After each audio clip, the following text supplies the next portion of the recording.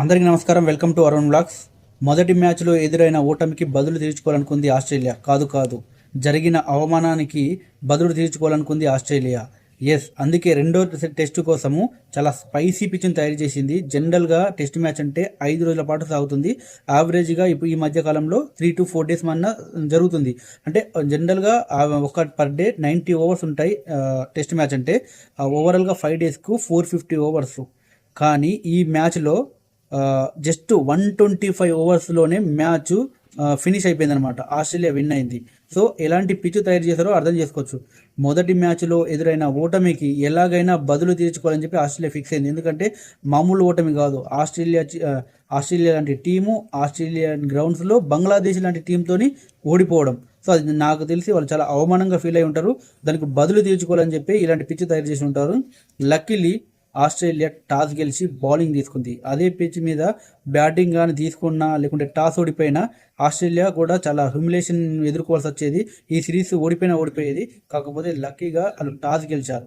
So మొదట batting చేసిన బంగ్లాదేశ్ 64కే ఆల్అౌట్ అయింది. మిచెల్ స్టార్కు కావాల్సిన పిచ్ దొరికిందన్నమాట. ఇంకా రెచ్చిపోయాడు. మొదటి బాల్కే వికెట్ తీశాడు. Mitchell Starc is famous for first ball outs అనమాట. ఫస్ట్ బాలే వికెట్ తీస్తూ ఉంటాడు. ఫస్ట్ బాల్ వికెట్ తీయడంలో మిచెల్ స్టార్క్ చాలా ఫేమస్. ఈ మ్యాచ్లో జస్ట్ మిచెల్ స్టార్క్ బౌల్ చేసిన జస్ట్ 22 balsలోనే 5 వికెట్ తీశాడు. అఫ్కోర్స్ ఇది వరల్డ్ రికార్డ్ ఏం కాదు ఆయనకు. ఆయన పేరిటే ఫస్ట్ రికార్డ్ కూడా ఉంది. వెస్టిండీస్తో జరిగిన ఒక మ్యాచ్లో 15 balls 2.3 overs బాల్ చేసి 5 వికెట్స్ తీసుకున్నాడు.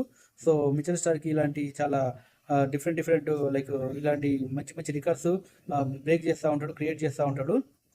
సో ఇంకా మిచెల్ స్టార్క్ కావాల్సిన పిచ్ దొరికిన ఆగడు కదా. చాలా అద్భుతంగా ఆస్ట్రేలియా బౌలింగ్ చేసింది. ఒకసారి చూసినప్పుడు ఒక సిచ్యువేషన్లో 30-35 అన్న కొడుతురా లేదా బంగ్లాదేశ్ అన్న సిచ్యువేషన్ ఏర్పడింది. బట్ లక్కీలీ 64 వరకు వెళ్ళారు. 64కి ఆల్అౌట్ అయ్యారు. ఆ తర్వాత బంగ్లాదేశ్ బౌలింగ్కి వచ్చింది, ఆస్ట్రేలియా బ్యాటింగ్కి వచ్చింది. ఆస్ట్రేలియా కూడా ఒక స్టేజ్లో బాగానే ఆడుతుంది అనిపించింది. తర్వాత సడన్గా వికెట్స్ క్లోజ్ అయిపోయి ఫస్ట్ డే 18 వికెట్స్ పోయాయి. తర్వాత నెక్స్ట్ డే నార్థన్ లయన్ కొంచెం సేపు బ్యాటింగ్ చేశారు కాబట్టి ఆస్ట్రేలియా సచ్చి చెడి 200 మార్కును రీచ్ అయింది. సో ఆ తర్వాత మళ్ళీ బ్యాటింగ్కి వచ్చిన బంగ్లాదేశ్ 95కే ఆల్అౌట్ అయింది. సో జనరల్గా మన ఇండియా లాంటి దేశాల్లో పిచ్చులు తయారు చేస్తున్నారు, మ్యాచ్లు త్వరగా అయిపోతున్నాయి అని చెప్పి ఐసీసీ రియాక్ట్ అవుతూ ఉంటుంది. డిఫరెంట్ టీమ్స్ కంప్లైంట్ చేస్తూ ఉంటాయి ఐసీసీకి. మరి ఈ మ్యాచ్ 1.5 day కూడా జరగలేదు. జస్ట్ 125 overs మాత్రమే జరిగింది.